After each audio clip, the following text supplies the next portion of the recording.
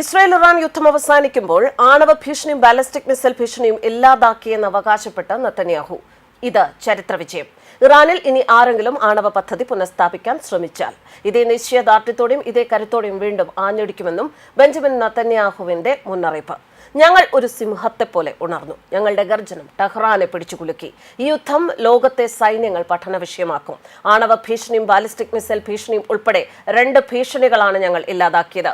ഞങ്ങൾ നടപടിയെടുത്തില്ലായിരുന്നു എങ്കിൽ അപകടം നേരിടേണ്ടി വരുമായിരുന്നു. ആണവ ശാസ്ത്രജ്ഞർ, 3 ചീഫ് ഓഫ് സ്റ്റാഫ്, മറ്റു മുതിർന്ന സൈനിക ഉദ്യോഗസ്ഥർ എന്നിവരുൾപ്പെടെ ഇറാന്റെ മുതിർന്ന സേനാ നേതാക്കളെയെല്ലാം ഇസ്രായേൽ പ്രതിരോധ സേന ഇല്ലാതാക്കി. ഇസ്ഫഹാനിലെയും നതാൻസിലെയും അറാഖിലെയും ആണവ കേന്ദ്രങ്ങൾ നശിപ്പിക്കാനായി.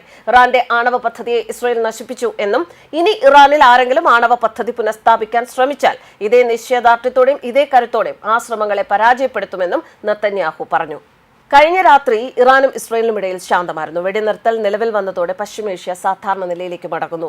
കഴിഞ്ഞ ദിവസം ഇരു രാജ്യങ്ങളും പരസ്പരം ആക്രമിച്ചില്ല. ഇസ്രായേലുമായുള്ള വെടിനിർത്തൽ കരാർ അംഗീകരിച്ച് Iran president Masoud Pezeshkian. Israel അടിച്ചേൽപ്പിച്ച 12 ദിവസത്തെ യുദ്ധം അവസാനിച്ചു എന്നായിരുന്നു ഇറാൻ പ്രസിഡന്റ് രാജ്യത്തെ അഭിസംബോധന ചെയ്ത് പറഞ്ഞതായി ഔദ്യോഗിക വാർത്താ ഏജൻസി റിപ്പോർട്ട് ചെയ്തത്. യുദ്ധത്തിൽ ഇറാൻ ചരിത്ര വിജയം നേടി എന്നും പ്രസിഡന്റ് അവകാശപ്പെട്ടു. വീരോചിതമായ ചെറുത്തുനിൽപ്പിന് ശേഷം ഇസ്രായേലിന്റെ പ്രകോപനം മൂലം അടിച്ചേൽപ്പിക്കപ്പെട്ട 12 ദിവസത്തെ യുദ്ധത്തിനും അവസാനത്തിനും വെടിനിർത്തലിനും ഇന്ന് സാക്ഷ്യം വഹിക്കുകയാണ് എന്നും ഇറാൻ പ്രസിഡന്റ് പറഞ്ഞു. ഇറാനെതിരെ ചരിത്ര വിജയം നേടാനായി എന്ന് ഇസ്രായേൽ പ്രധാനമന്ത്രി ബെഞ്ചമിൻ നെതന്യാഹുവും അവകാശപ്പെട്ടു.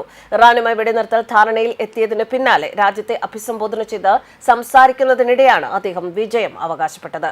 ഈ വിജയം തലമുറകളോളം ഓർമ്മിക്കപ്പെടും എന്നും നെതന്യാഹു പറഞ്ഞു.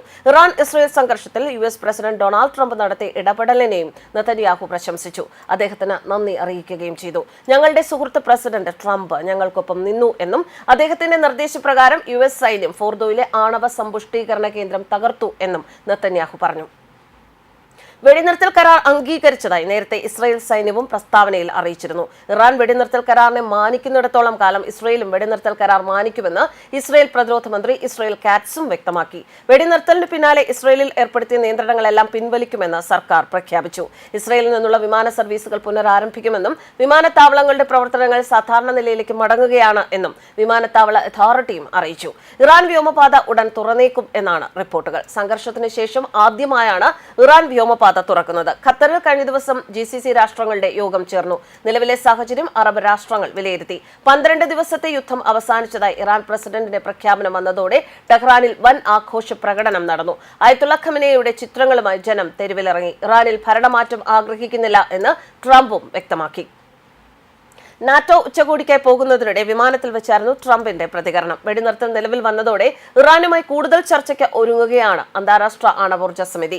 വ്യോമപാത അടച്ചതിനെ തുടർന്ന് നിർത്തിയ സർവീസുകൾ പുനഃസ്ഥാപിച്ചു തുടങ്ങി എങ്കിലും അപ്രതീക്ഷിത തടസ്സങ്ങൾ 2 ദിവസത്തേക്ക് കൂടി തുടരുമെന്ന് ഖത്തർ എയർവേസ് അറിയിച്ചു.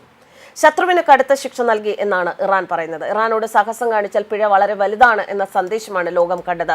സ്ഥിരതയിലും സഹവർത്തിത്വത്തിലുമാണ് വിശ്വാസമെന്ന് മേഖലയിലെ മറ്റു രാഷ്ട്രങ്ങളോട് ഇറാൻ പ്രസിഡന്റ് പറഞ്ഞു. ഇറാന്റെ കരുത്തും പ്രതിരോധശേഷിയും സഹോദര രാഷ്ട്രങ്ങൾക്ക് വേണ്ടിയും തുടരും. വെടിനിർത്തൽ പ്രഖ്യാപിച്ച സാഹചര്യത്തിൽ ഇറാനിൽ നിന്നുള്ള ഒഴിപ്പിക്കൽ താൽക്കാലികമായി നിർത്തി എന്ന് ഇറാനിലെ ഇന്ത്യൻ എംബസിയും അറിയിച്ചു. ഹെൽപ്പ് ഡെസ്കിന്റെ സേവനം താൽക്കാലികമായി മരവിപ്പിച്ചു. നിലവിൽ രജിസ്റ്റർ ചെയ്തവർ അവരവരുടെ സ്ഥലങ്ങളിൽ തുടരാനും എംബസി നിർദ്ദേശിച്ചു. ഇതിനിടെ കഴിഞ്ഞ രാത്രി ഇറാനിൽ നിന്നും 282 ഇന്ത്യക്കാരെ കൂടി നാട്ടിൽ എത്തിച്ചു. രാത്രി 12 മണിക്കാണ് മഷദിൽ നിന്നുള്ള വിമാനം ദില്ലിയിൽ എത്തിയത്. ഇതോടെ ഓപ്പറേഷൻ സിന്ധുവിന്റെ ഭാഗമായി ഇറാനിൽ നിന്നും ഒഴിപ്പിച്ച് നാട്ടിൽ എത്തിച്ചവരുടെ എണ്ണം 2858 ആയി. ന്യൂസ് ഡെസ്ക് കർമ്മ ന്യൂസ്.